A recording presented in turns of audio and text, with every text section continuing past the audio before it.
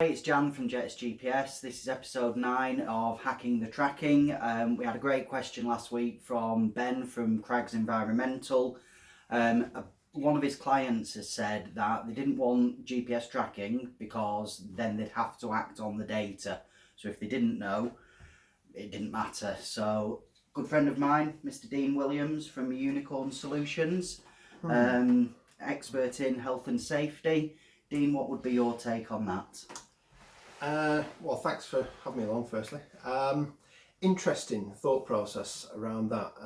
It's almost like silence is golden or no news is good news, but we are obligated to make sure that we are looking after our staff, whatever they do, because they're responsible for what the business does in their activities. So if they do something that offends or affects somebody else, we're responsible as a company. So we can't just pass on the responsibility to the individual, although the individual can be prosecuted. But as a company, good solicitors or the HSE could come back and say, what have you done to monitor and supervise and ensure that your employees, one, are safe, but two, aren't doing anything else that could affect somebody. So as much as you'd like to hide behind and no news is good news, if we've got a method of tracking what our staff are doing, and occupational driving is one of the biggest risks out there that not a lot of people are aware of or actually take into consideration.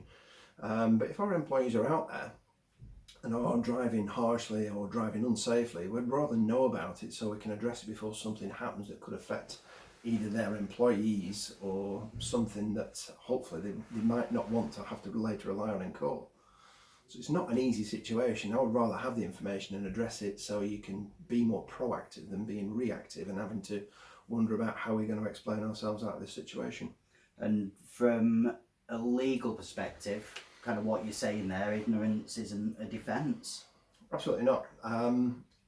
It's kind of like insurance. It's always better to have it and not need it than need it and not have it.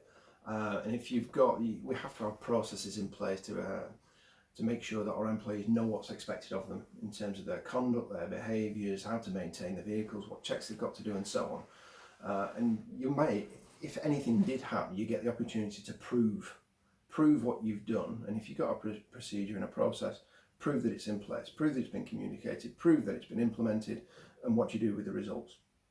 By just saying like, well, we just put them out there in the vehicle and we don't really do anything, you might as well just say, we'll give them their own vehicle and we don't maintain it because it's their responsibility. It's not. Like being the parents of our children, and we are responsible for what they do. So if they go out and kick another child, we're responsible as adults to make sure that they don't do that. But our staff will be responsible, but you've got to guide them as well. We've got it's like a mitigation to say that we are not out of that situation. If something was to happen, we are responsible for their actions as well. So vicarious liability, they call it. Fantastic. Well, Ben, I hope that answers your question. Dean, thank you very much for that. Pleasure. So that's episode 9 of Hacking the Tracking. Any topics you'd like covering, please put them in the comments below and we'll do our best to do that. Thank you.